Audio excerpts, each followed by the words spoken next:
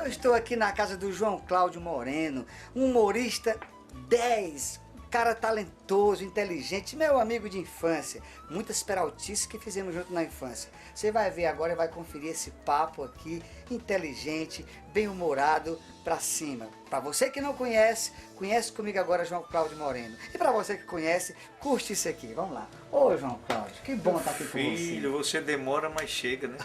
Eu me lembro do João Cláudio, menino, quer dizer, nós dois meninos, né? O João Cláudio bem mais velho que eu.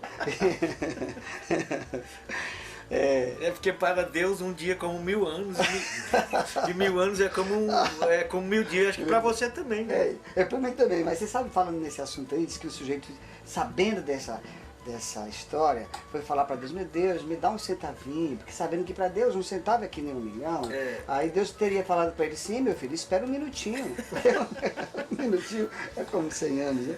Então eu me lembro, João Cláudio, você menino, lá nas ruas de Piripiri, e naquela época o João Cláudio já era conhecido por todos nós como um grande talento, né? Como doido, né? Também como todo grande artista. A primeira imagem que ainda hoje fica muito é do doido. Depois nós vamos falar sobre loucura, que eu acho que ele é doido também, claro, né? Mas de médico doido, e todos nós temos claro, um pouco. A rima é outra, mas é isso. Bom, é interessante que naquela época o João Cláudio já fazia teatro de rua, fazia os personagens Lampião. O Lampião, fazia o Gandhi. O Gandhi, né? O Gandhi eu não lembro já. Depois eu fiz. Agora do Lampião eu fui até um dos cangaceiros, não é? Era uma andorinha, né? Eu não me lembro mais. Que tinha uma viola. Eu fazia um deles. Eu tenho fotos aí, tenho imagem, vou te dar para tu. Ok, eu quero isso aí. O Lampião nas ruas. Eu fiz várias. Agora mesmo completou 70 anos da morte do Lampião, no dia 28 de julho. Aí quiseram que eu fizesse, não tenho mais pizza. Não tenho, eu comecei muito cedo. Mas a religiosidade já estava muito presente. Antes de fazer o Lampião, o João Cláudio já se vestia de padre. Quantos anos você tinha, João Cláudio? Ia lá, celebrava a missa, e nós, os meninos, a gente ia lá ver essa celebração. E ele levava muito a sério. Eu celebrei missa de 8 anos de idade até os 14. Ele tem juízo, na sua opinião? E aí, levava isso a sério, estava lá. Até que eu fiz uma descoberta arqueológica, né? Angustiante. Eu fiz uma descoberta. Até hoje eu estou nesse dilema. Sim. Se eu queria ser padre ou era representar o padre. E ali era o ator, era o meu narcisismo, a exacerbação do meu ego chamando atenção para mim. Então eu sempre tive muito cedo uma compreensão de que eu era uma pessoa, digamos, de uma certa tendência mística. Eu sempre acreditei no transcendente. Se uma galinha pular aqui agora, eu vou achar que tem uma transcendência. Tem uma razão. Uma razão sobre... Me compreende? Não é uma coisa... A minha por acaso, não é acaso. Então, outro dia eu estava lendo um livro desse Papa atual, o Cardeal Ratzinger, um grande Papa. Quer dizer, a igreja tem o Papa que precisa a cada momento. Certo? O outro era o carismático das massas, da comunicação, fez coisas impossíveis, mas antes é o Paulo VI e o João Paulo I, que em 33 dias, o que foi dito na simplicidade do que foi dito no João Paulo, não nos esqueçamos que João Paulo I, o cardeal Albino Luciani, disse assim: muitos têm o protesto, porém falta a proposta. Esqueceram que agir é uma coisa, agitar é outra. Eram coisas assim sintéticas. E é muito fácil agitar, né? É muito fácil criticar. O difícil é trazer uma proposta decente, que soma.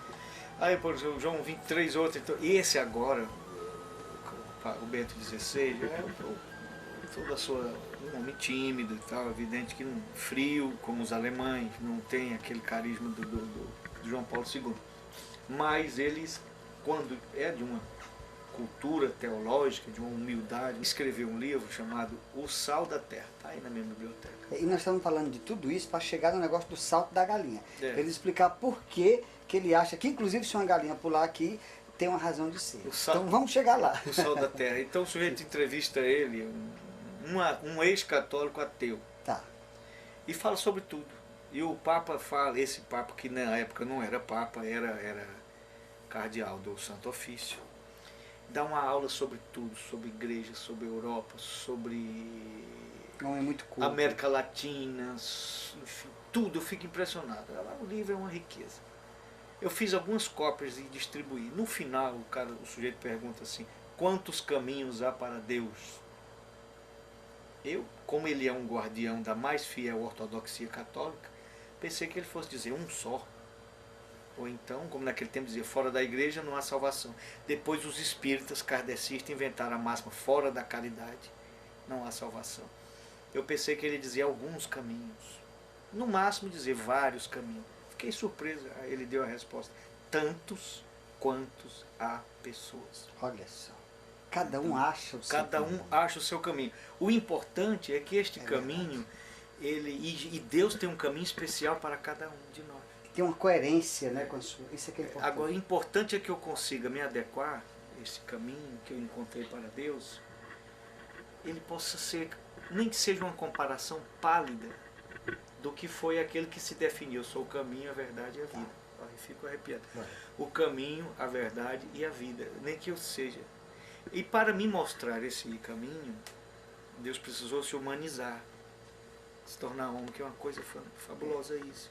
Que é o máximo, né? É o máximo, que é um mistério que a gente não alcança, mas enfim, ele precisou se humanizar. Mesmo que isso não fosse verdade, só a mentira já é uma beleza. Agora, e para que eu compreenda isso, alguém também pode me abrir os olhos. Claro. Então, como eu estava falando então tudo tem uma transcendência. Um fato qualquer. Isso aí. Então, quando tudo tem uma transcendência, a morte, a chuva, a água, a fogo, a dor, o sofrimento, a dúvida, a questão. Então, tudo é um germe para a minha fé. Tudo passa a ser extraordinário. A vida é extraordinária, é um milagre. Tudo é um... Resumindo assim, né? Deus pode se comunicar com a gente através de qualquer coisa. Voltando ao assunto da galinha, inclusive se uma galinha pulasse aqui, né? Foi bem traduzido assim. Foi. É isso mesmo. É isso mesmo. Então você já tem essa coisa da fé desde lá, de criança, né? Mexendo com isso. Não, você poderia ter pego outro personagem. Ah, sim, mas a minha fé é o seguinte. A minha fé é todo tempo questionada, contestada, colocada em prova. Tá certo, né? Tá certo. Porque eu acho que a nossa fé é muito pouca. Mas talvez não precise muito.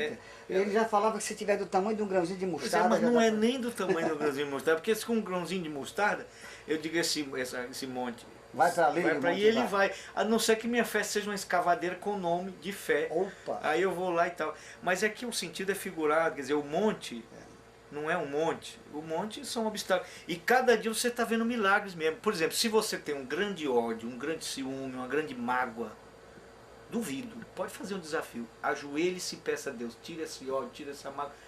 No máximo 2 dias. Olha aí, experiência do João Cláudio. Eu tenho certeza. É isso mesmo.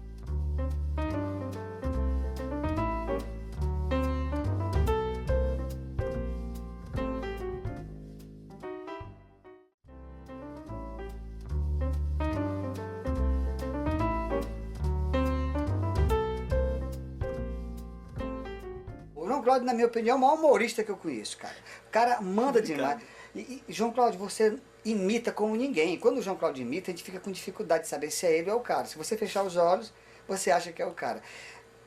Tantos personagens que você imitou, João Cláudio, fala pra mim de alguns deles, porque tem alguns dos personagens que são muito lá da nossa infância. Ele pegou pessoas do povo que estava lá, transformou em celebridades também. E tem outras celebridades que ele também interpretou. Esse foi importante você falar, porque o pessoal imita o Silvio Santos, imita o Jânio Quadros. Os meus personagens que eu imitei mesmo, os mais importantes para mim, são os personagens do dia a dia da minha vida, que eu encontrei, os anônimos. Os anônimos. Os anônimos que são universais. Domingos. Domingos, lá de Piripiri, lembro demais. As coisas do domingo. Domingos ele era preto, era bicho e era pobre.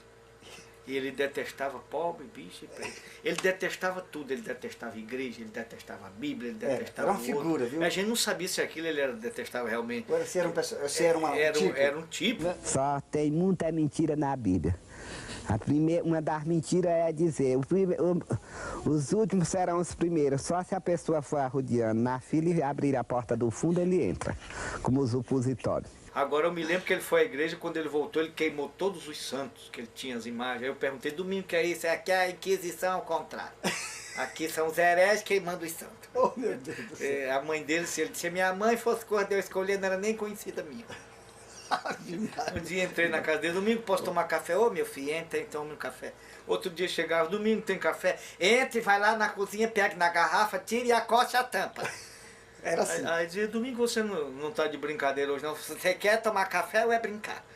Era ali, na lata. Foi candidato a vereador, não tinha nenhum dente. Eu falei, mas domingo você não tem nenhum dente. Meu filho, eu vou pra cama e elege lá, não é morder ninguém não. Tá certo. Tá certo. Eu me lembro do João Cláudio imitando, por exemplo, o Papa João Paulo II. Né? Que ele inclusive tem a teoria, como é que foi que o Papa adoeceu. Foi com a Alcione. Ah, foi? Foi. Não, Que a Alcione ia imitar a Alcione e cantar assim. Arroz de toicinho numa maranhense que nunca comeu. No meu tempo de menino eu gritava primeiro, o papeiro é meu, o papeiro é meu, mamãe. Quando o Papa foi lá, ele era bom. Aquela voz de Sia Lodato Jesus Cristo.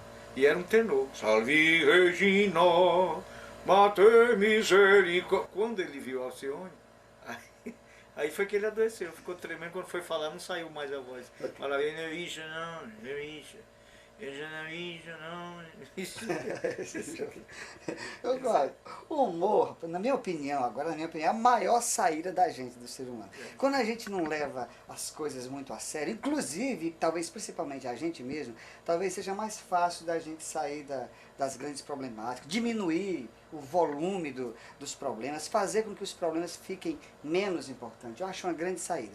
Mas os humoristas, grandes como você, nós, os humoristas, a gente às vezes faz rir, mas às vezes a gente chora por dentro, né? Talvez porque a sensibilidade tem que se aflora muito e a gente termina... Nós fazemos rir, mas não... Às vezes não só rimos, né? A gente tem que ter um radar para ir captando essas coisas e talvez a gente pague o preço por isso. Mas, na sua opinião, como é que a gente faz para que os humoristas também, para que a gente também usufrua disso? Olha, vamos falar novamente de fé. De fé. Então, que os intelectuais que estudam, que sabem muito, eles têm dificuldade de acreditar. É que Jesus disse mesmo assim, que eu te bendigo porque tu escondeste as coisas dos sábios e revelaste os pequenos. São os pequenos mesmo que sabem. E rapaz, e é do povo mais. Eu vi o bispo de Picos, na época era bispo de Picos, perguntar o que é a igreja. Aí cada um disse uma definição mais teórica, mais teológica. E uma velhinha com um paninho na cabeça, assim. Aquela velhinha disse, Dom Augusto, igreja é Deus com nós com Deus e nós com nós. Acabou. Então, assim como está no Evangelho, Deus é amor, Deus também é humor. Certo? Então, a vida cura a vida. O Jung dizia, eu não preciso acreditar em Deus para saber que Ele existe. É porque Deus não se define, não se mede, não se explica, não se dimensiona, não se entende, mas se sente. É uma coisa do mistério, do que falta. A poesia do Carlos Drummond. E agora, José? Vai para onde? Ele sentia falta do... A festa acabou. E agora, José? E agora, José? Para quem tem fé é um conforto.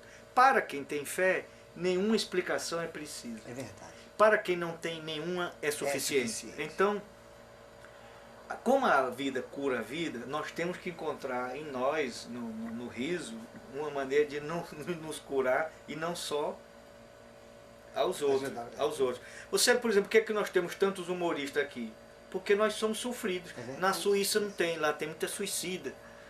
Tudo funciona, olha, na Suíça o trem chega na hora, o relógio na hora, o queijo não fica rancento, e ninguém marca, não tem SUS, o pessoal morrendo nas filas, ninguém atravessa um sinal. Olha, tem um amigo meu que atravessou um sinal vermelho na Suíça, de madrugada, estava nevando, e ele disse, eu vou cometer uma desobediência civil para me lembrar do Brasil. Nevando, não tinha trânsito, não tinha nada, atravessou. Tinha uma mulher, uma velha, no segundo andar, anotou a placa, no outro dia foi preso. Olha que velho desocupado. Então, aqui no Brasil não tinha. Então, quando chega-se a ideia de que nós seremos julgados pelo amor, São João da Cruz, não é pela fé. Uma fé sem obras não vale nada. Madre Teresa diz uma coisa melhor ainda.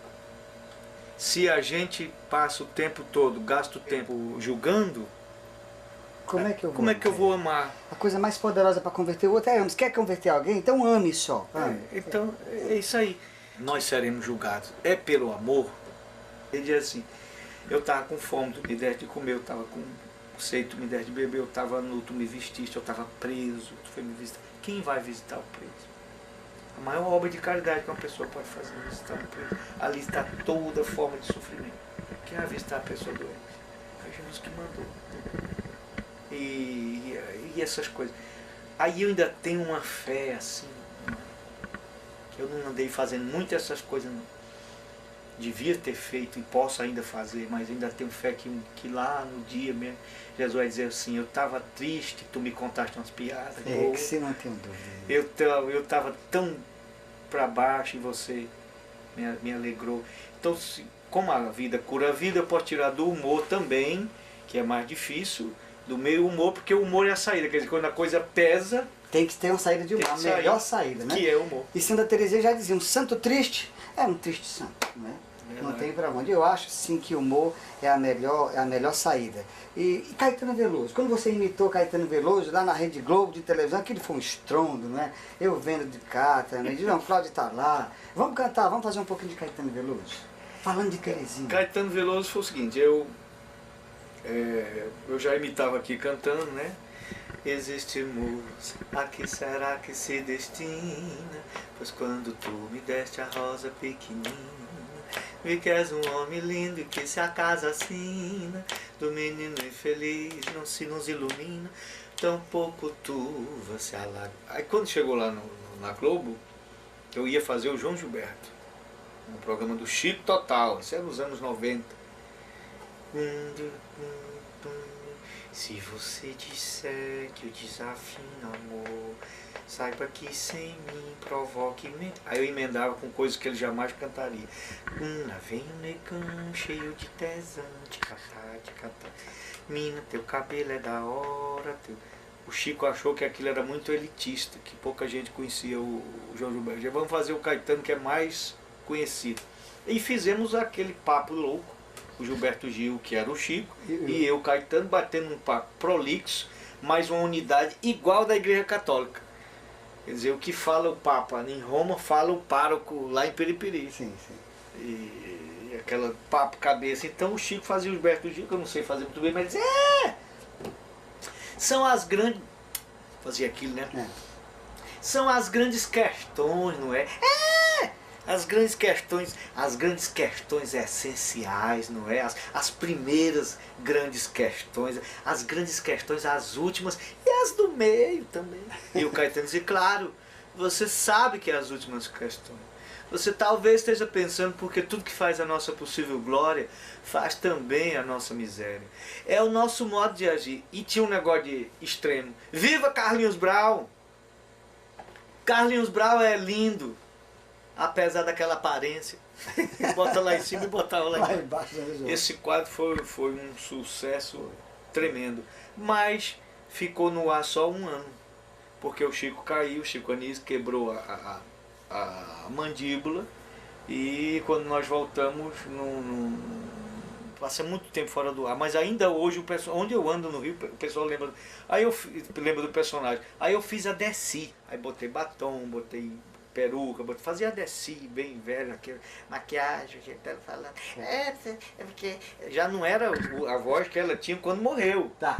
Mas era a voz que ela tinha naquele período. E eu ficava irreconhecível que o meu motorista me levava da Copacabana pro Projac, um dia ele perguntou, seu João, quem é aquele viado que faz a Desci? Eu falei, eu não sei não. Aí, e como é que é a Desci? Porque hoje todo mundo faz pechincha com a idade, cara. Eu não vou fazer pechincha com a idade. Eu tenho 96 anos, eu falo que eu não quero 96. Eu vou ficar tirando um ano, por quê? A Henriqueta Brieba, ela tem 95, fala que é 93. Fica tirando 2 anos. Inclusive ela foi atropelada, porque ela foi acender vela para as almas e foi atropelada. Também o que é uma mulher com 96 anos acendendo vela para as almas, cara? Esperava um bocadinho, entregava em mão mesmo. Essa é boa.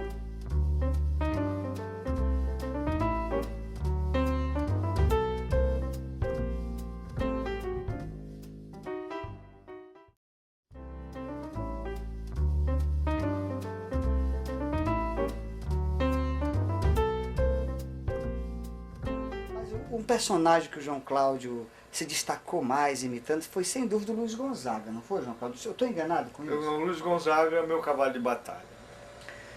Enfim, o maior artista da história do Brasil, talvez um dos maiores do mundo, e o Gonzaga é o artista mais homenageado da história do Brasil. Não sei se você sabe disso. Não, não sei. Vai para o livro do Recordes, o livro do recorde, como dos artistas mais homenageados do mundo. É o nome de rodovia, de cidade, de estado, pernambucano do século, de músicas feitas em homenagem a ele.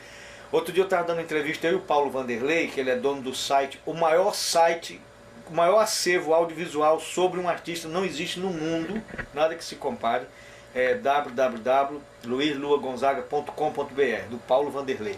Ele morava em Fortaleza e agora está morando no Recife. Eu estou falando isso com propriedade. Ele é o maior acervo audiovisual sobre um artista. Elvis Presley, Beatles, anda longe. E o Paulo Vanderlei, ele estava dando entrevista junto comigo, aí disse, quantas gravações tem de Asa Branca? Ele disse, 500. Que nós sabemos, Paulo. Porque todo 500 dia, gravações. que nós sabemos, porque todo dia me chega informação. A Asa Branca foi gravada em japonês, a Asa Branca foi gravada... Gente, que coisa. Que é aquela coisa simplérrima, que todo mundo está aprendendo a tocar flauta doce. Toca a Asa Branca. Quando eles gravaram em 1947 a Asa Branca, o conjunto regional do Benedito Lacerda falou, vocês vão pedir esmola na igreja? É? Aí Humberto Teixeira disse, não, vocês estão enganados, isso vai virar um clássico. E virou. Virou. O que é clássico? Clássico é o que fica. Ficou. Então Gonzaga, coisa de Deus, Enes. Luiz Gonzaga. De Deus. Luz demais. Luz. Um negócio... Só Deus, com as suas mãos criadoras, pode fazer da gente.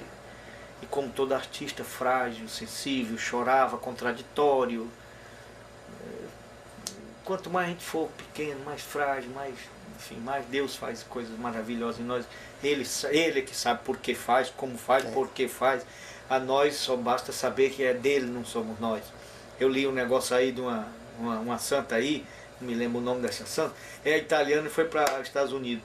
Um caminho verdadeiro para a paz, diz assim. Obrigado, Senhor, porque as coisas não saem do jeito que eu quero. Certo? Então o Luiz Gonzaga, o caminho dele era completamente diferente, quis se casar com a menina que era rica, o pai que era rica para ele.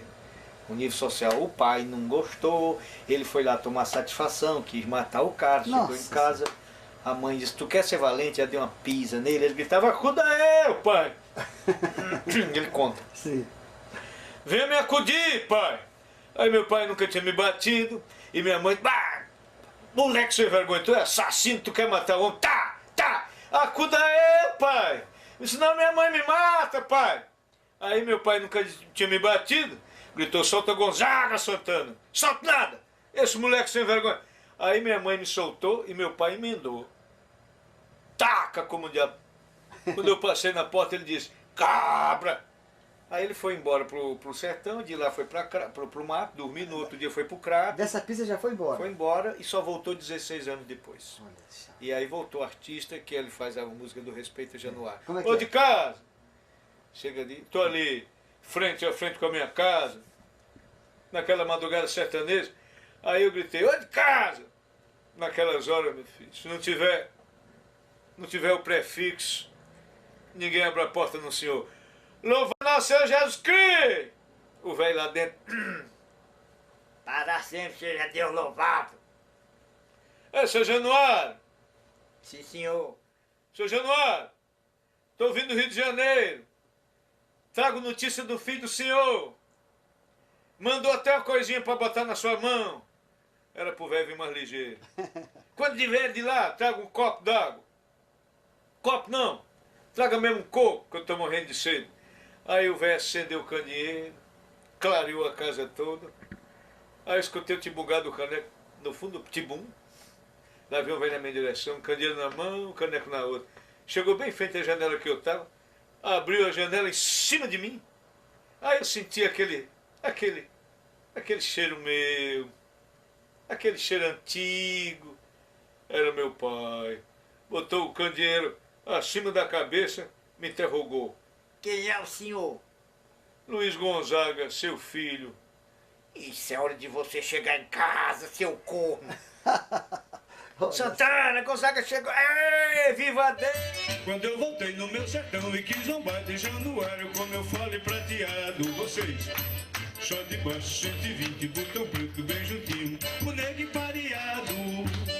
Mas antes de fazer bonito e de passagem pro granito, foram logo me dizer: de Taboca, Rancharia, de Salgueira, Botocó, Januário é o maior.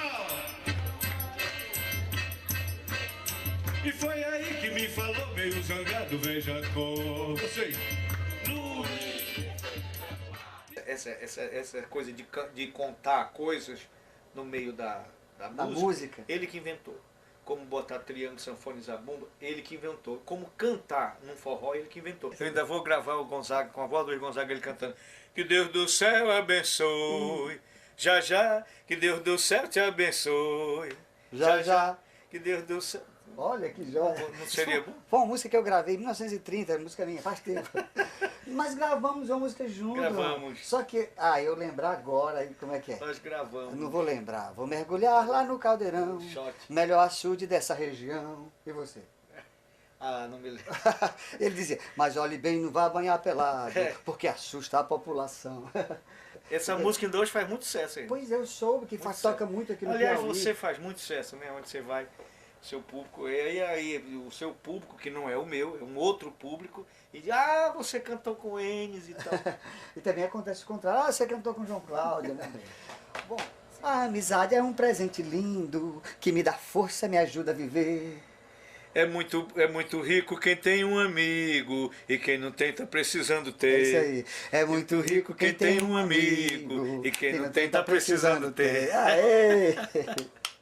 É isso mesmo, hein? Muito jóia.